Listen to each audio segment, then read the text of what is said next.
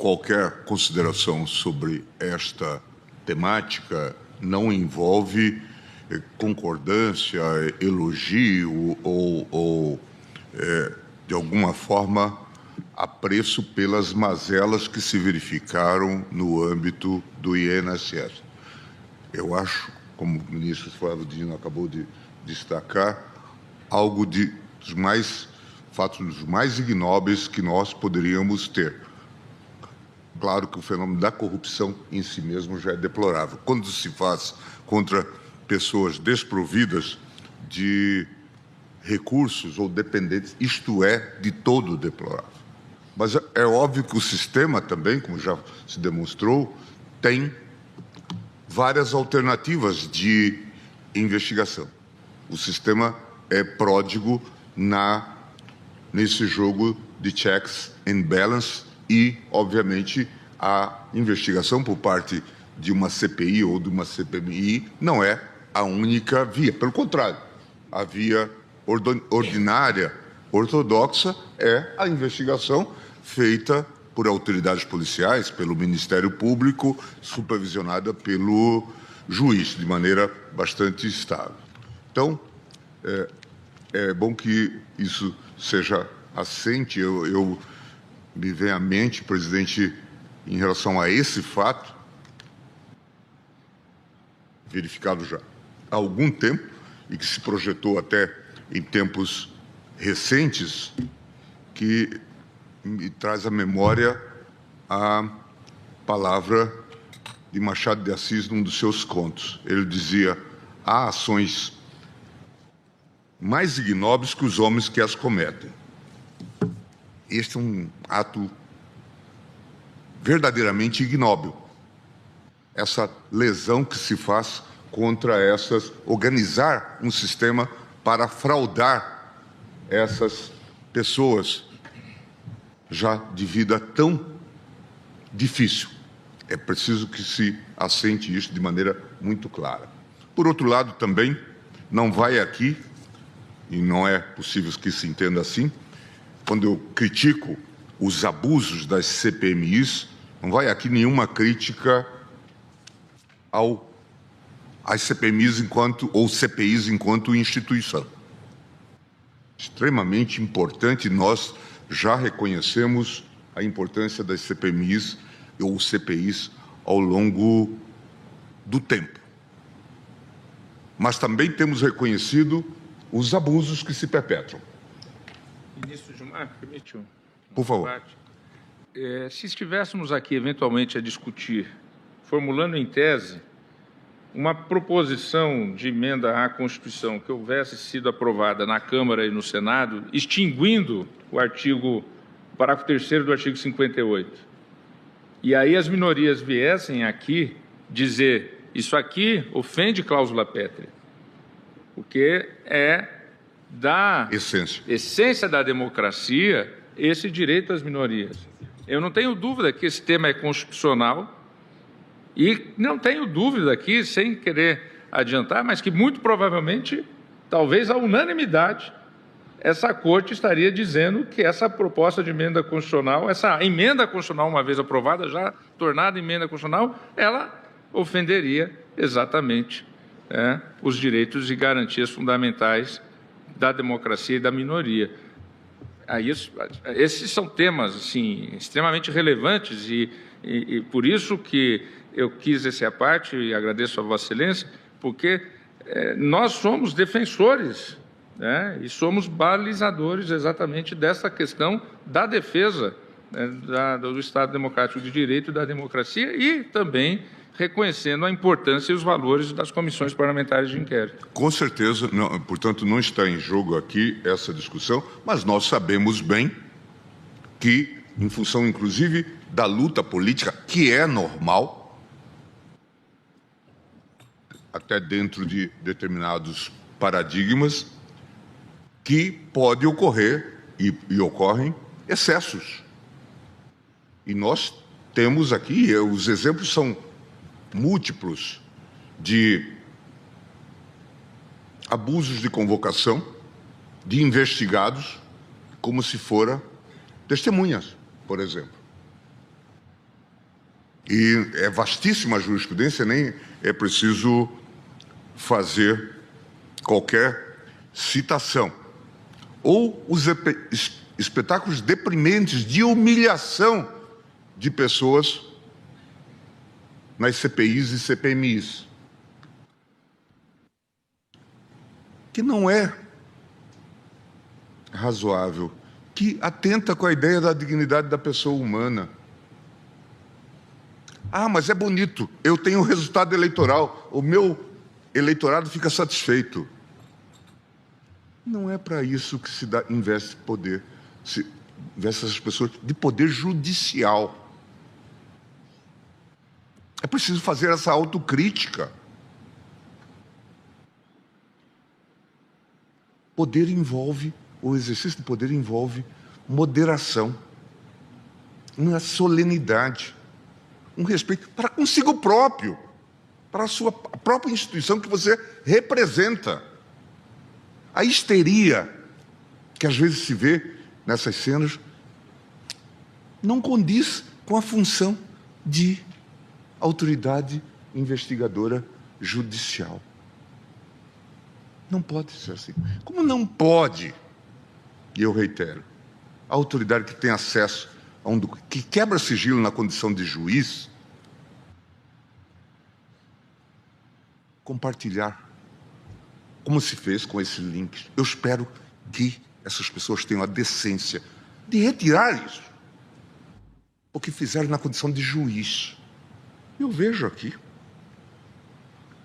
o episódio a que me referi, lamentável, por tudo lamentável. A sequência do episódio do vazamento de conversas íntimas de pessoa que não era investigada. O ministro André assume a relatoria do inquérito do Banco Master em 12 de 2 de 2026. Em 20 de 2, o ministro André manda à presidência do Senado devolver à CPMI do INSS o material sigiloso obtido por quebra de sigilo, dados bancários, fiscais e telefônicos de Vocaro. Dia 4 de março, o ministro André manda prender Vocaro. Dia 5 de março, começam a vazar na imprensa mensagens pessoais e íntimas de Vocaro com Mata Grefe. Dia 6 de março, o ministro André manda instaurar inquérito para apurar vazamentos. Nenhuma dúvida, portanto, que a opção por vazamento foi consciente dessas pessoas. Dia 17 de 3, a Polícia Federal foi à sala cofre da CPMI para formatar os computadores onde estavam os arquivos de Vocaro. Não se pode fazer isso. Mas é preciso dizer a membros da CPI, parlamentares ilustres, que eles não podem fazer isso. E agora volta, presidente, a fórmula de Santo Agostinho. Eu posso muito, não posso tudo.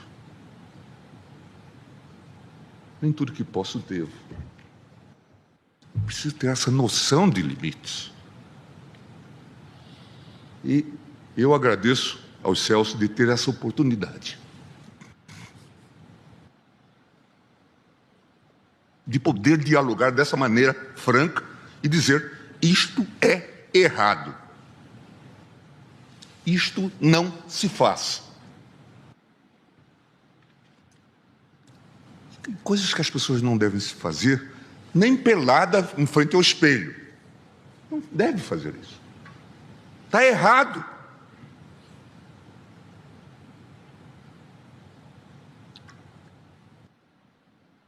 Um abuso de poder desmesurado que constrange. Se as pessoas voltar para casa, contar para a mulher e para o filho, certamente os entes queridos vão dizer: poxa, pai, mas você é um canalha. Abusando do poder. De maneira covarde.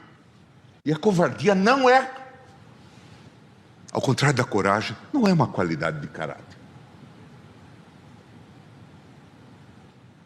Eu fiquei estupefato e fiz uma manifestação quando eu vi, na Semana da Mulher, ministra Carmen, na Semana Internacional da Mulher, esse espetáculo deprimente. E não vi até agora um pedido de desculpas. Nenhuma manifestação de constrangimento. É constrangedor. Mas, infelizmente, não é único. Só estou chamando a atenção porque é um fato grave. E veja, aqui não vai nenhum reparo às CPIs, instituições importantes, como já foi dito. Se viesse uma iniciativa para suprimir CPIs do texto constitucional, ou ainda que limitá-las de maneira a inviabilizar, certamente nós diríamos isto é cláusula pétrea e não pode ser violado. Portanto, é bom que isto fique muito claro. Em relação ao mandado de segurança e ao conhecimento, aqui gostaria de fazer alguns acréscimos, a partir, inclusive, da consideração feita pela ministra Carmen Lúcia. Todos nós aprendemos e nos debruçamos sobre isso, que o mandado de segurança entre nós é um filho, de alguma forma, da doutrina brasileira do habeas corpus, que se desenvolve a partir da Constituição de 1891 e depois sofre restrição na reforma constitucional de 1926. Quando se discute isso em 26, já se diz, então nós precisamos de um outro instrumento, porque há direitos que estavam sendo tutelados pelo habeas corpus e que agora deixarão de ser tutelados. E vem, então, desenvolve-se a ideia do mandado de segurança, que naquele momento, na discussão legislativa, chamaram de mandado de garantia. Vai chamar mandado de segurança em 34. E aí a vida seguiu, com toda a construção que se fez. Mas e o mandado de segurança nesses casos, que se tornaram comuns? Autoridades entrando com mandado de segurança contra outra autoridade. Isto a rigor, e isto, infelizmente, não tem sido objeto de reflexão pela nossa doutrina. Isto não tem nada a ver com direito subjetivo. Nós estamos falando de competência. Na Alemanha, isso é tratado como conflito entre órgãos, ou conflito de atribuições. É disso que se cuida. Por isso se exige ainda maior cuidado. Quando o secretário da Receita bate um mandado de segurança contra o TCU, ele não está invocando direito subjetivo. São órgãos que estão em conflito. É o que se faz aqui. É este o quadro que se coloca. Por isso que o mandado de segurança aqui tem que ser ainda mais estrito. E é por isso que eu já encaminharia, inicialmente, no sentido mesmo de não conhecer do próprio mandado de segurança e não referendar a liminar. Mas o ministro Fux trouxe uma consideração, e aqui, de novo, a ironia da vida, como a vida é rica. Vejam, senhores, o mandado de segurança que ele se referiu, e ele que foi delicado, para não fazer referência a mim, imaginando que poderia me causar constrangimento, nenhum constrangimento. É o mandado de segurança 37082. Impetrado por quem? Eduardo Nantes Bolsonaro. E por quê? Atos do presidente da Comissão Parlamentar de Inquérito Fake News, Ângelo Coronel, e o que ele dizia? Fundamentalmente, a CPMI tinha sido instalada, afirma que o intento inicial era de investigar mensagens disseminadas, discute aqui a questão do fato determinado, sustenta que durante a tramitação da referida CPMI, seu objeto foi desvirtuado com a intenção de prejudicar a atuação política dos membros do Legislativo aliados do governo federal. Aqui a gente Eu sou, como sabem, fã do Machado de Assis. Há uma passagem num dos seus romances em que ele diz que a melhor forma de apreciar o chicote é ter-lhe o cabo nas mãos. Eu sempre acrescento mas o chicote muda de mãos. Como já foi dito aqui, é importante que isso se recorde. Mas ele diz, defende que tal desvirtuamento teria ocorrido de forma mais contundente durante a 15ª reunião, ocorrida em 4 de dezembro, a partir do depoimento da deputada tal, etc., tendo em vista falas de parlamentares que teriam demonstrado tendência parcial nas inquirições, é uma das queixas que sempre ocorre, que já teria assumido como verdade absoluta. E o que ele pede? Requer a concessão de medida liminar para suspender a prorrogação da CPMI, das fake news, e a validade da 15ª região ocorrida. Questão puramente interna à COP, e o que o Supremo disse por meu intermédio foi simplesmente que, se houvesse abuso, desvirtuamento, que isso precisava ser examinado em concreto. E que, em relação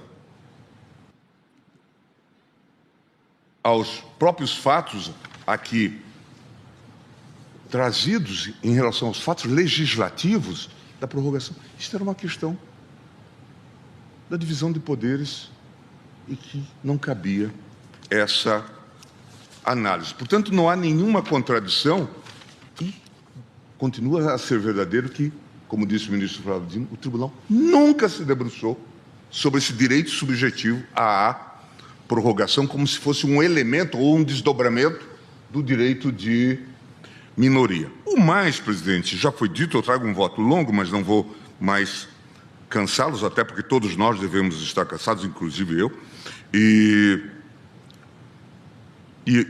já foi dito sobre o artigo 58, parágrafo 3º.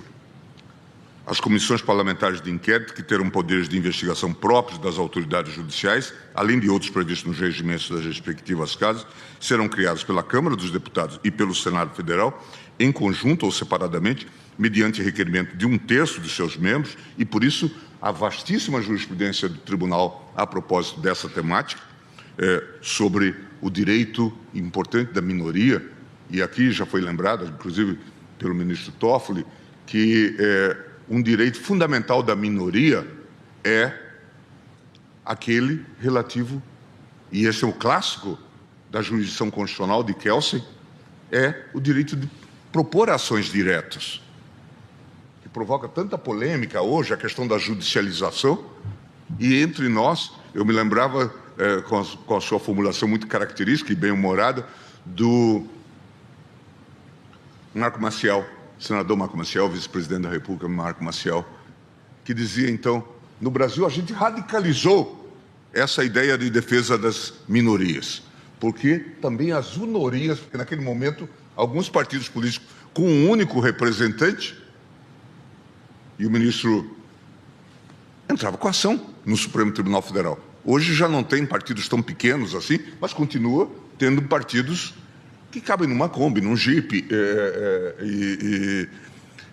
bancadas parlamentares, e que tem essa legitimação. E há um discurso hoje até legítimo no parlamento para tentar, de alguma forma, ampliar essa legitimação ou exigir uma qualificação maior. Mas diante, inclusive, de parlamentares que defendem essa ideia, eu disse, na pandemia, eram os partidos pequenos, pequeníssimos, eram os que ousavam trazer, com bancadas pequenas, que traziam essas ações que levaram o tribunal a montar aquele bunker de resistência em relação a muitos desatinos. Então, é preciso que há sempre comparações sobre sistemas, e os senhores sabem que eu sou viciado em direito comparado, mas é preciso que a gente também trabalhe com a devida moderação e com a devida